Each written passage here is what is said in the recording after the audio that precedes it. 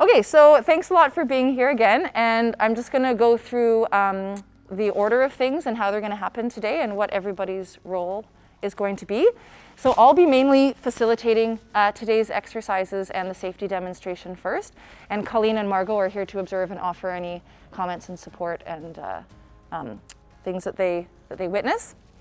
So the first thing we're going to do is a demonstration of the safety protocols that we have here.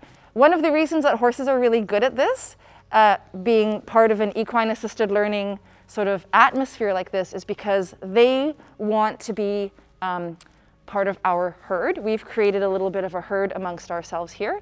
And Margot was even noticing earlier when we were standing over there and chatting that Bella wanted to come and be with us. And that's what we want, right? We want her to be able to come and be with us. Horses can teach us amazing things about ourselves, which you've probably already learned. And that's why we're here today, is to help realize some of those opportunities that horses can present to us. So again, there are no wrong answers. There's nothing specific that we have in mind about what's going to happen today. That's another reason why horses are so good at this, because they don't lie. They can't. We can't predict their behaviors necessarily, but we can observe their behaviors and learn about ourselves based on their behaviors and how they react to our behaviors. For the safety exercise, we're just going to introduce ourselves to Bella, and we're each going to get a chance to walk around Bella and get to know her a little bit better. I want you to first observe with horses, with Bella here in particular, where her eyes are. So our eyes are in the front of our heads because we're predators, but horses are prey animals, so their eyes are at the side of their heads, right? So that means they can see almost 360 degrees around their entire body. There's two places where they can't see. Where do you think that might be? The front and the back. Exactly. So directly in front and directly behind, right? So because of that, that's something that we should just be aware of from a safety perspective, right? And the other thing I wanted to point out was, it's called the rule of sixes. And I quite like this, where we learned this when we did our coaching designation, is when working with a horse, we either want to be 6 inches or closer to them, right? Or 6 feet or farther away from them. So with COVID, we all know what 6 feet is, right? Everybody knows what 2 meters is. And that's just, I mean, Bella isn't really a biter or a kicker, as you guys know, but she's still a horse. So we want to take those precautions regardless.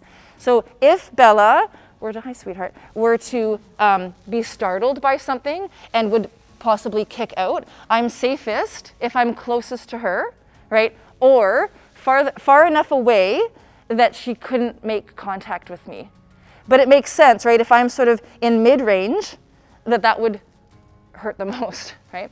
Okay, so we're going to first say hi to Bella by letting her see us and letting her give us a little sniff, right? Horses are sometimes really tactile, like with their mouths. It's a way that they can explore their environment and that kind of thing. So then, all we're gonna do is put 1 or 2 hands, it doesn't matter, on Bella, and we're just gonna slowly walk all the way around without taking your hand off. We're gonna go all the way around from this side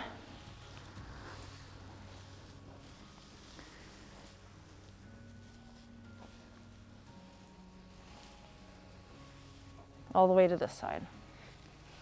Good girl. All right, make sense? Okay. So who would like to go first? She definitely wants to be a part of your herd. So I'll just put my chin. Yeah, let her have a little sniff of your. Just your left hand, just walk all the way around. Yeah. Yeah. Yeah. She knows you're there, it's safe. Don't go too fast. You wanna...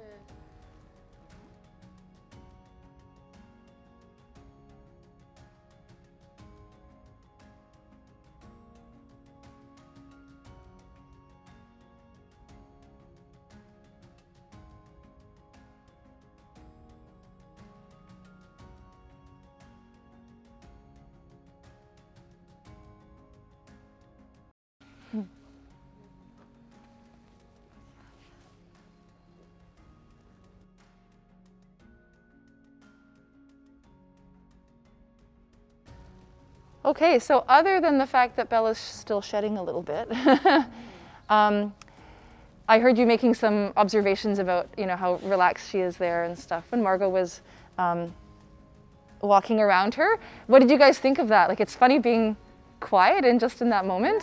Yeah? What else were you kind of thinking when you were doing that?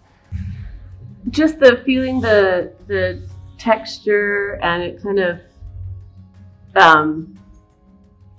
focusing more on the horse than anything else at that moment is really nice. It just sort of, you don't really think about anything else at that moment. It's just sort of what they feel like, and then watching her just sit there and enjoy it. It's really quite nice. Yeah. So EJ, what happened when you got to right here on Bella? What did she do? She started walking Yeah. Why do you think that was? because I was walking a bit too fast. Did you think? How were you feeling inside? Mostly nervous. Yeah. Yeah. And you know what? We could tell, people could tell because you said, oh, even behind. Yeah. But Bella didn't understand your words, but she understood your nervousness, and she just wanted to get away from that, right? So that's why. But that was really good that you got that. And that was really what- good. How they illustrate to us how we're feeling, right? Not necessarily just by walking away, but like by This, like, wanting to looking be into- with us, you know. So that's how they, because their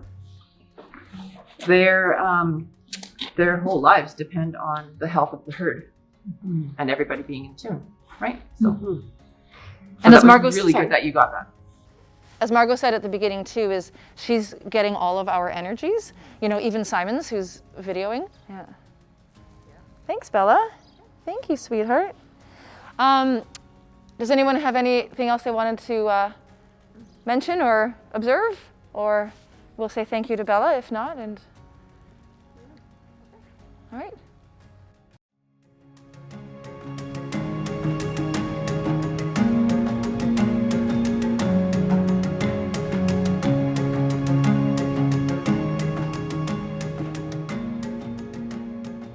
They act a lot like full-size horses, right? So Wesley and Margot are gonna let them go, and I might add a couple elements of, to what they do, maybe some food and whatnot, but we're just gonna let them have a little, we're gonna let them do whatever they wanna do.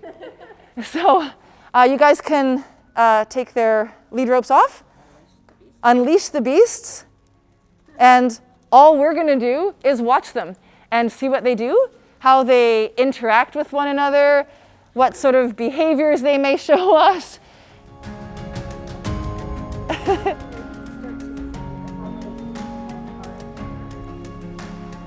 Linus.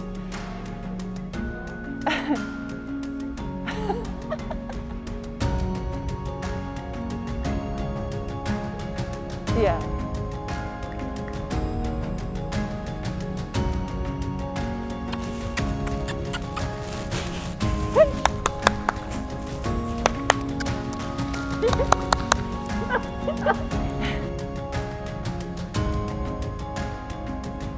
Well, they're a bit like a family too, because they've lived together for many, many years, right?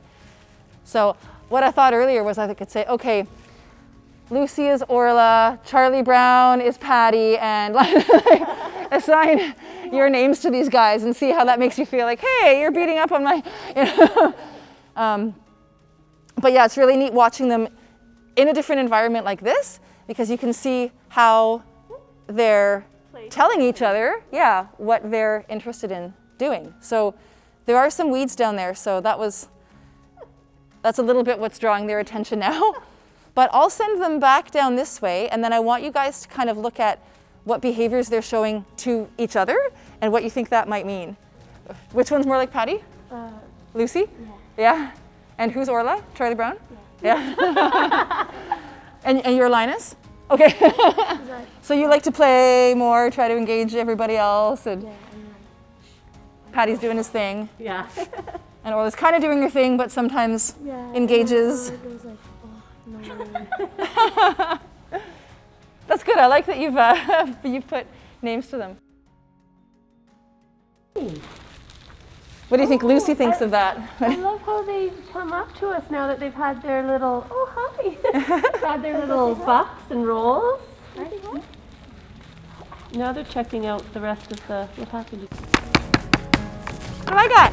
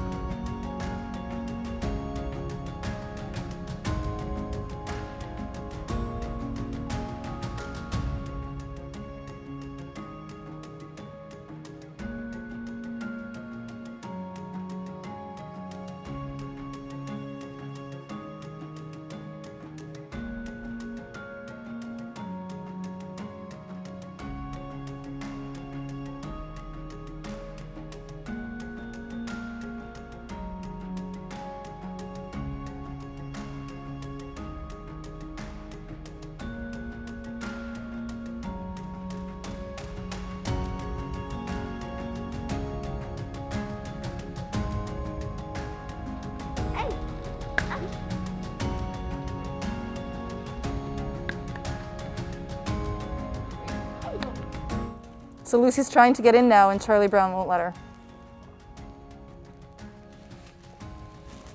Well, it's interesting too, because if we put them in a different environment, and to them even this is a different environment, they do act a little bit differently sometimes.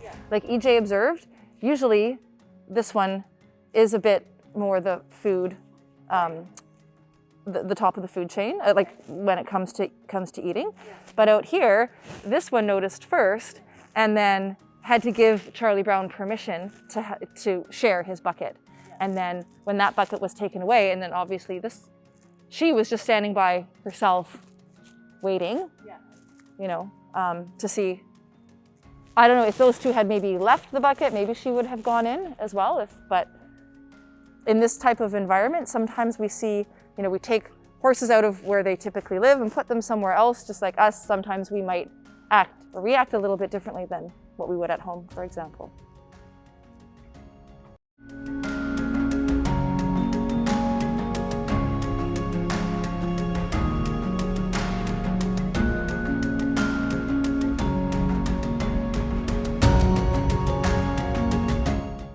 All right, so for this exercise, it's going to be a little bit of a race. You guys are each going to get to participate as much as you'd like, as much as Patty would like.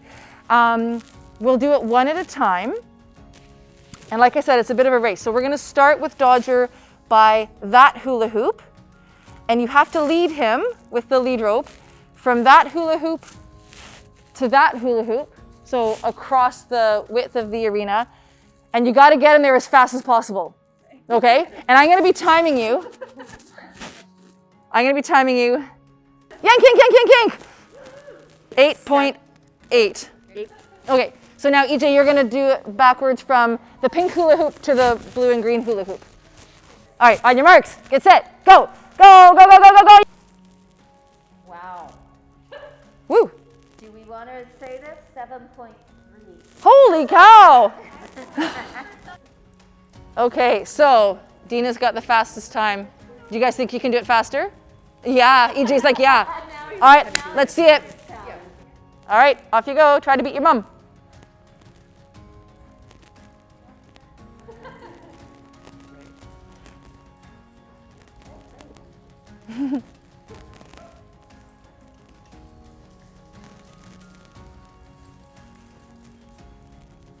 Beep. 7.37. There we go. All right. Okay, Dina. Dina, are you ready? All right. 3, 2, 1, go.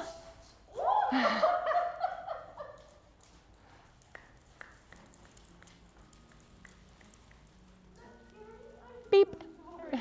That was 8. There was that loud encouragement the first time. Right. And then not the second time. Yeah. There's lots of different ways that we can think about this, right? For instance, Dina, how did you feel? Did you want to beat EJ?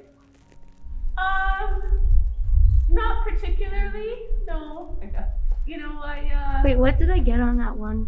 It was over your first score. I knew it. Yeah. But that's okay. Yeah. Dina's was too. Yeah.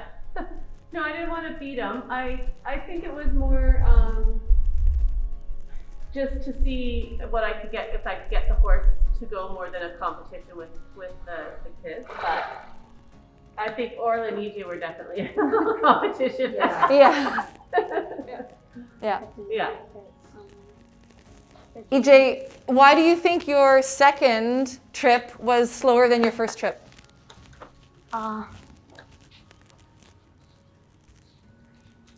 Because my hand let go of the top thing. Yeah? Did you think you were trying to... Did you notice where you were? Did anybody else notice where EJ was the second time as opposed to the first time? I was ahead more. Yeah, and you were trying to pull him along, right? Yeah. That doesn't always work, I guess, huh? The first time, and for all of you guys actually, Was successful. was successful. Do you think you guys were working more as a team with Dodger at that time, together with him, as opposed to trying to just get her done? Yeah. All right, well, thank you, Dodger. We will put Dodger away and get set up for our third and final exercise. We're going to use Bella. Bella!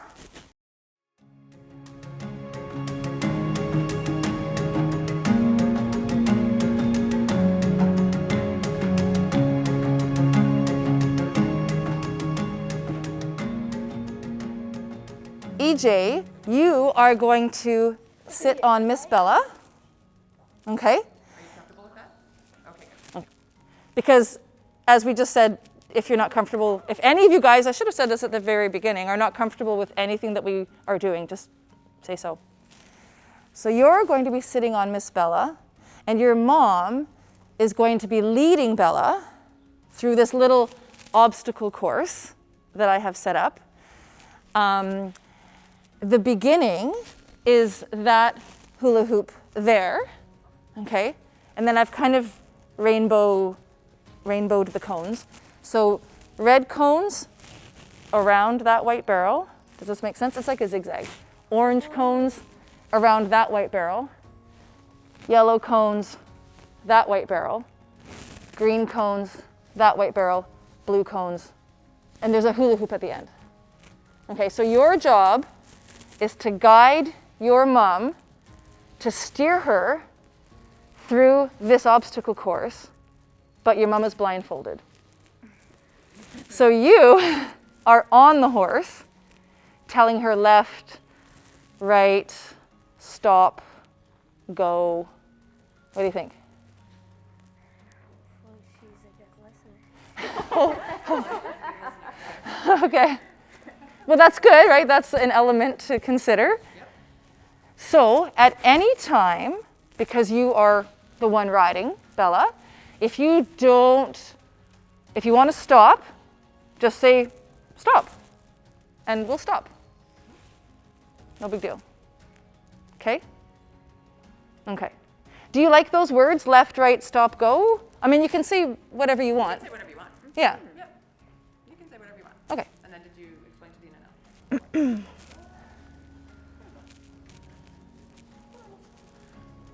And then I'll just stay on the other side.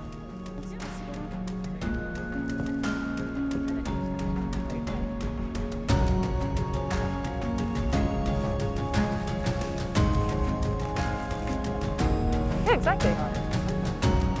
Kind of find a comfortable spot. There. And you can just let your legs kind of.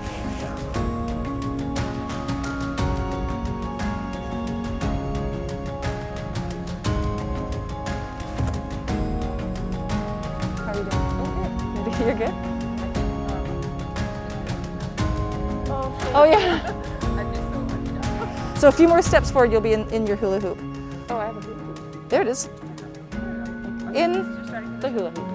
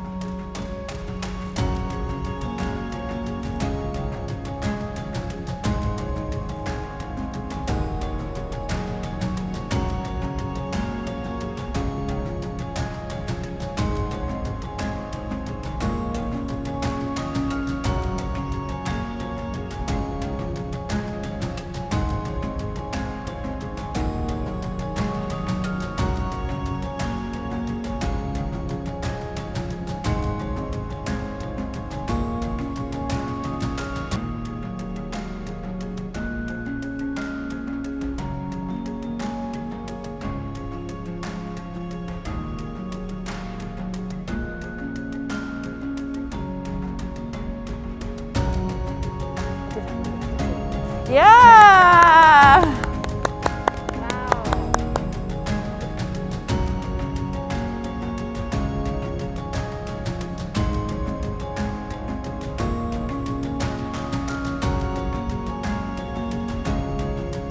I was nervous with the blindfold on, but once we got going and I could feel close to Bella, I felt fine.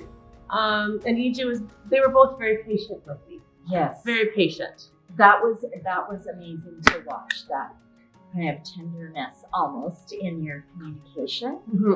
That was lovely to watch. And what about you, EJ? Did you feel Bella? Like when your mom described, like initially you both kind of felt anxious maybe, and then as you went on, you could really see even the two of you relax. At first, I was anxious, and then we were like that age. I was like, Yeah. And did you feel Bella in that way too? Like, did you feel her kind of relax and just, yeah. Yeah, very. It was interesting to not be able to see and have to feel and listen to get to where we were going, and just trust the process. Really was I think was part of it. I had to just trust both of them. That's a big part, right? Yeah. Like I think in that trust, and it seemed like just observing that and the communication of, there's definitely a connection, right? Yeah. And Bella was involved in that too. Yes. So what I noticed was there's a moment of confusion over there, and Bella was standing still. She didn't know what to do. Yeah. And then EJ, you just very gently reached forward and said, "No, Mom, this way." And you touched your mom on the shoulder.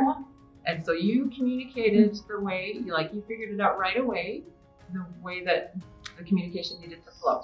And then you guys were off, and you didn't make any more miscalculations or anything. It was great.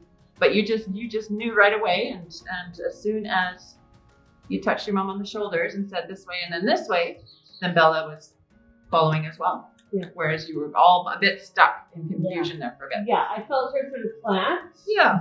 And because I guess I was a bit hesitant, and then once EJ sort of gave me a bit of direction, it was The other interesting thing I noticed too was, Dina, you said, once you realized that you could trust, like this joint trust between all three of you, that was pretty much what EJ said when we said, this is what the exercise is. How do you feel about this? And he said, as long as Mom listens to, my directions, and that's that trust too. So it's interesting because you're the one blindfolded, but he has to trust you and Bella too, obviously, because he's the one sitting there. He's in a vulnerable situation, and so are you. And then we've got Bella helping us to kind of figure out how we get that mutual goal, that, from point A to point B, with some challenges along the way. So that was really cool to see. And you've never ridden bareback before, I guess, right? So it feels different. I'm glad Margot took you around for a little bit, because it feels different under your legs. You feel her skin move, and You feel her skin move, and Did you feel a bit more vulnerable in that way too? Like just a little bit more like that trust of Bella, but knowing her and knowing Bella and trusting her, but then kind of feeling a little bit like, oh, this is different. I don't have that security. And that's interesting too, because EJ rides. So if we have other people that come and don't ride generally, I wonder how they would feel if they haven't experienced it at all, if they just think, oh, well, this is what it feels like, but.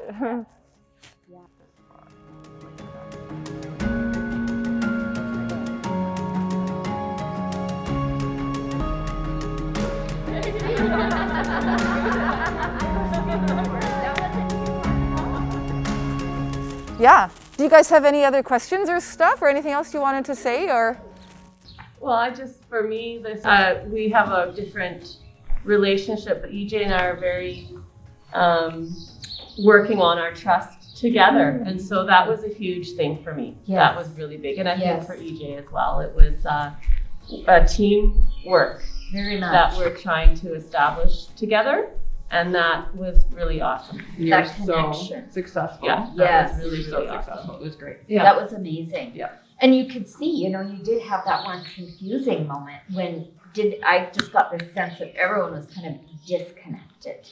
You know, Yeah. even Bella. Yes. You know, it was just almost this sense of, you know, the team was kind of falling apart a Yeah, little bit. and she or- wasn't going to move. 'Cause I could Yes. feel I was sort of like tugging on the Mhm. lead rope, and she's like, "No, not until we know where we're going for Yeah, sure, and and everyone feels we're confident." Then she regrouping took a her bit, step You forward. know? And Yeah. during that, like, did you use any skills? I know it's hard with the mask and stuff, but even kind of taking a deep breath or doing something to kind of bring your center yourself. Definitely had to or- just stay calm, and which is really hard. Because as a parent, you're always wanting to be the one Yes. making the decisions.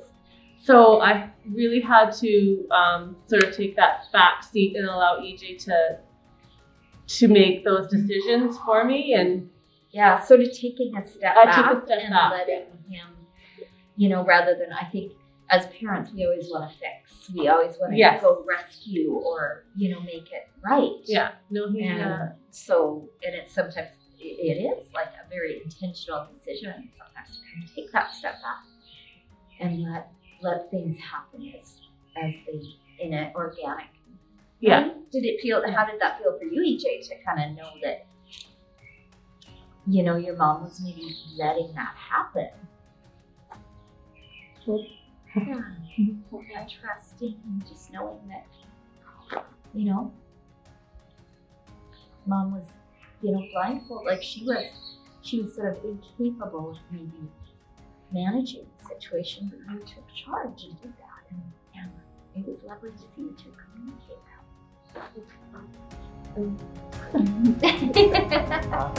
that.